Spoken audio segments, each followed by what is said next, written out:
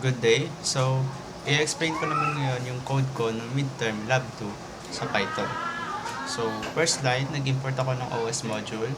Gagamitin ko siya para ma-clear yung screen ng terminal and for display purposes lang to. Meron ako dito tatlong variable. First, yung accounts, dictionary siya. Paglalagyan ko siya ng user inputs or ng account. Yung account, meron tayong username, password, first name, middle initial, last name, at yung type of user. Type of user, admin, or user. So, gumawa ko dito ng variable types. Naka-capital kasi gusto ko siya maging constant. And then, yung value ng tuple is admin or user. Dalawa lang yung user types dito. Gagamitin ko to sa mga condition na na connected sa types. So, example, kapag yung type is nasa types, proceed. Pag wala, magta-throw tayo ng message indicating na invalid yung type. And then itong attempts is gagamitin ko to sa login. Kapag mali yung password na in-input ni user, meron pa siyang 2 attempts. Yung unang attempt, bawas na. So, 3 attempts for logging in. Okay? So, yan. May mga function tayo na validate password. And then, login, register. And then, itong continue screen. Every time na lilipat tayo from register to register or pag nag-print tayo mag-register, meron tayong press enter to go to screen. Go to register screen. Okay. And then, itong print details, yan, handle register, handle login. Itong print details, meron kasi tayong personal details na inad. First name, middle initial, last name. Tapos i-display natin yon kasama yung type of user. Either admin or user. Itong handle register, handle login. Dito ko nilagay yung mga user inputs at saka yung display. So, sa register, ayan, mag-input tayo ng type of user, password, personal details. Ayan. Sa handle login, nandito rin yung mga inputs na username, password, ganyan. So, ang flow ng program is naka-while loop. Sa loob ng while loop, mag-clear tayo ng screen for display lang para malinis tignan. So, unang gagawin ni while loop is iraran niya yung handle register. Ang gagawin ni handle register, magtatanggap siya ng user inputs na username, password, confirm password, user type, first name, last name, middle initial. Kapag tama yung inputs, i-register niya sa account. Pag na-register, magkakaroon na ng value yung account. So, eto may ginto to. If accounts, break na ng loop. Kapag wala tayong na-register, walang value yung account, false to. Proceed tayo sa continue screen. Magdi-display dyan, press enter to go back to register screen. Example, naka-register tayo, nagkaroon ng accounts, break na tong loop. Proceed tayo ngayon sa login. Ganun logic. So, explain ko kayo ito. Ayan. For first, validate password. Take in natin yung parameter ng password. Meron tayo special character na gagamitin for checking if the password has at least one special character. And meron tayong boolean variable na may initialize as true. And then ito baka if statement na to, ito yung mga requirements. Once may mag-false dyan, hindi na siya valid. So may kita nyo to is valid equals false, false, false, false, false. Yan. Unang condition, kapag number of characters ng password is less than 8, magpiprint tayo ng error message. Password must be at least 8 characters. Tapos hindi na siya valid. Pero, kahit hindi yan valid, mag-run pa rin to yung mga conditions. Hindi siya mag-end agad.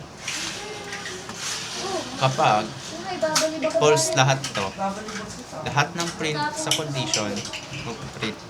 So, malalaman ni user kung ano yung mali. Ayan. Kunwari, ito lang yung nag-run. Tapos ito, hindi. Ito yung makikita ni user, dalawa. Yan. Kapag yung password is valid, meaning hindi na-trigger tong mga conditions, ang mangyayari, if is valid, and if yung length ng password is equal to 8, print natin normal password. Kapag greater than equal to 15, strong password.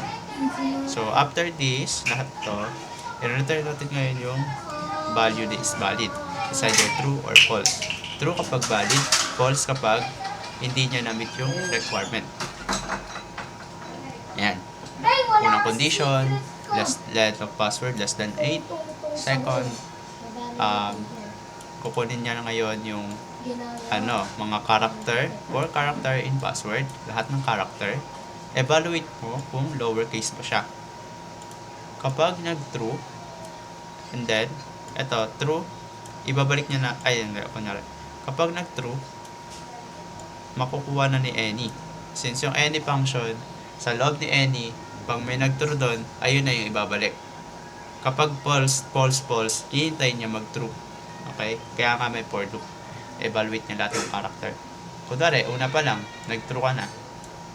Ma-evaluate na siya as not true. Not true is false. So, hindi to mag-run. Gets? So, kapag false to lahat, tas naubos na yung character sa password, false, not false is equal to true, magpo-proceed tayo sa if block. Okay, ganun logic. So, katulad na neto, kapag walang uppercase, proceed. Pag meron, dito. Kapag walang digits, proceed tayo sa loob.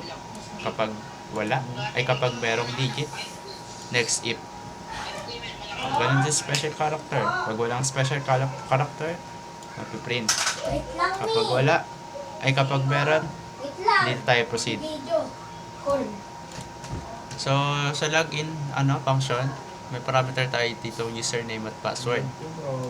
If yung username is in account, nasa dictionary, meaning isa siya sa key. Kasi sa dictionary, key value pair. Kung may key doon na value is username, true. Okay, true. And kapag yung password is equal to the password of that username, then the return natin is true. Kapag hindi, false. So, logic nito, kunwari, naglagay ka ng username na hindi nag-exist sa accounts.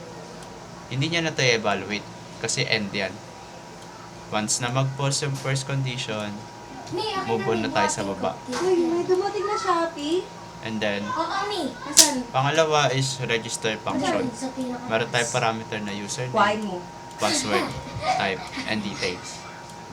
Then, para ma-modify natin yung accounts, access natin siya as Uy, global meron na. accounts. And then, Wala. i-register na natin. Delivered na. So, access natin yung accounts, and then yung key na username, and then yung value ng key is Wala, ito. yung binigay yun. Password, type, details. So, ito yung key, the value, key, value, key, value. Value ni password is yung password na parameter. Value ni type na parameter. Value details, type na details. So, ganun yung structure. And then, itong continue screen is, lang to. Para lang puminto yung flow. Kapag hindi nag-enter si user, walang mangyari. Kailangan niya mag-enter para mag-proceed yung flow ng program. And then, compute details, meron siyang parameter na account, which is ganito yung structure. Ganito yung value. So, print natin yan, details, tapos print full name, i-append niya ngayon yung first name, middle initial, tsaka yung last name ng details. And then, i-print niya ngayon yung type. So, access mo lang, account, key, na type, then ayun na. Nakalimutan na. So, sa account details pala na variable, in-access lang natin yung account details na value. Yung value pala ni account, plus key na details. Yan. Wait lang. Itong details kasi, ang value niya is Abot. andito pa yung part. So, let's proceed sa handle register. I-print natin, register, user input, type, user type is either admin or user. Para for evaluation purpose lang sa conditions. Gagamitan natin siya ng title case. Kung lowercase lahat ng input, magiging title case. Kasi, yung pagkukumpara natin is naka-title case. Okay. If type, not in types. Kapag yung user input na type, wala sa types, hindi mahanap, ito tayo ng error message na invalid user type and end na natin yung program. End na pala natin yung function rather. After nun, kapag false to, mag-input na si user ng username tsaka password. And then, if not, validate password, kapag hindi valid yung password, nag-false, nag-false to, tas not, so not false, magiging true. Yan, magiging true. And then, mag-proceed dito sa if block. Kapag hindi valid, print natin with password and end the function. Kapag valid, proceed tayo kay confirm password. So, ayan. Kunwari, proceed tayo sa confirm password. Nag-input na ng confirm password. If hindi equal yung confirm at saka password, throw tayo na message ulit. Confirm password does not match password. Please try again. End the function. And then, itong personal details, mag-input lang si user ng first name, middle initial, last name. Sa middle initial, access natin yung first character ng string. So, isang character lang input. Hindi, bubuhatin ko yung bubuhatin. And then, gagawin na natin yung Pag ikaw user nadapa-dapa, details. tinutulak ka So, ng gawa tayo ng details variable na dictionary. Key is first name, middle initial, last name. Value ni first name is yung Nahirapan naman yan, King. input na first name. Value ni middle initial is yung middle initial. Last name is yung last name.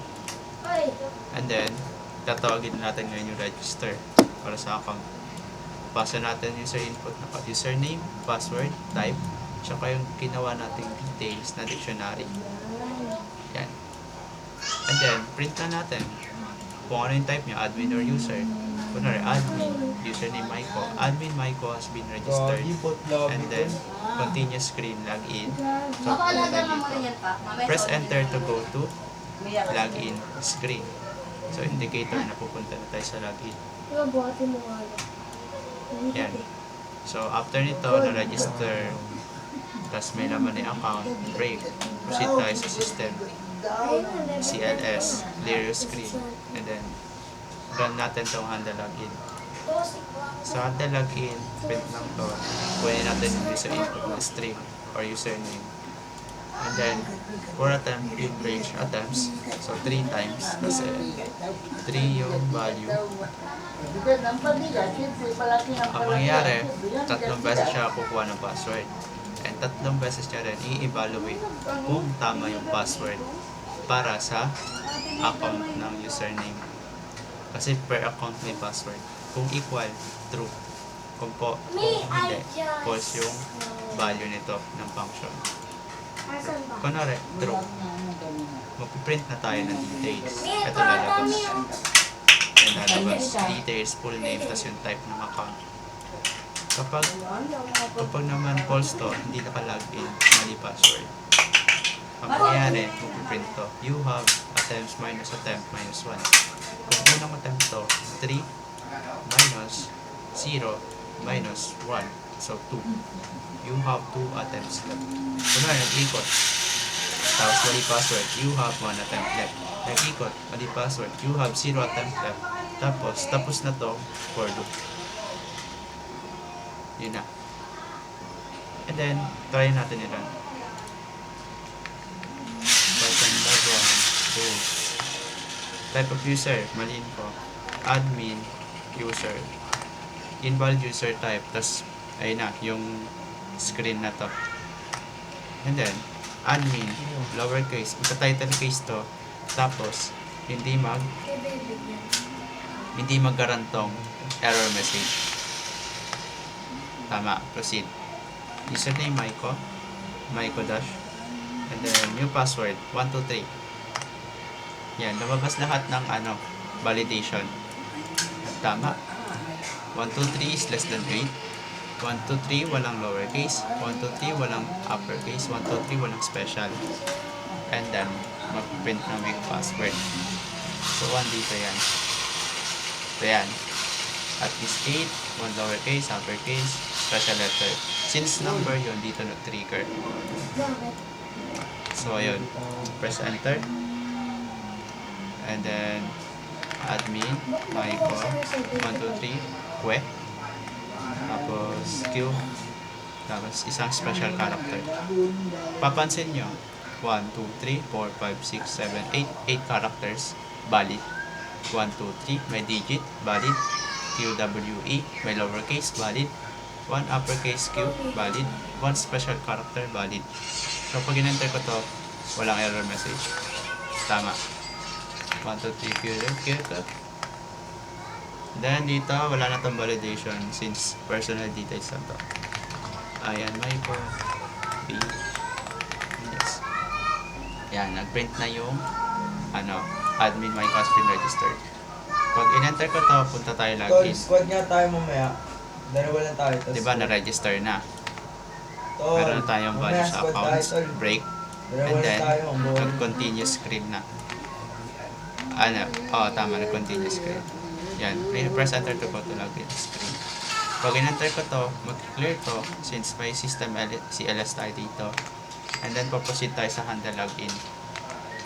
So, pagka-enter ko, punta na tayo agad dito kay login. I don't know. Yan. Nilagin ko lang, Maiko. Tapos mali ko password.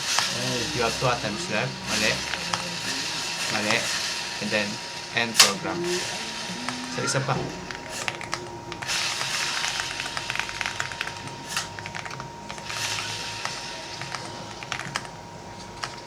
So, ayan, Maiko. Tama natin. Yan. Nag-display na ngayon yung details. Ayan yung print details na function. So, details, full name, first name, then middle initial, last name, type, admin. Yun lang. Thank you.